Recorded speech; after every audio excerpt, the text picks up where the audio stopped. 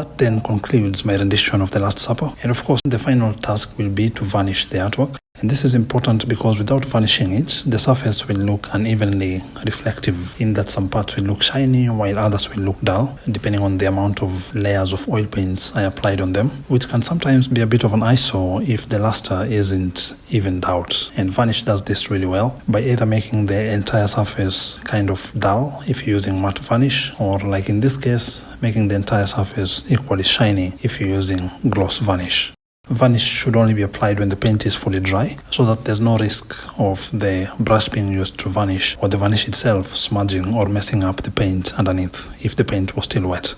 It should also be applied when the painting is lying on a horizontal surface like the floor in this case, or a table if you had a table big enough, because if applied when the painting is upright, it will slowly dry as it drips down the surface, and so eventually the artwork will have visible streams of smudgy varnish running all across the surface, and this will also take on a pretty unsavory texture. But in this case I've done it the right way, and as you can see the surface now looks evenly shiny, and in addition the colors also appear a bit more saturated or vivid than they did before. With that, my work is now done, and after 43 days of painting, I can finally present to you my version of The Last Supper.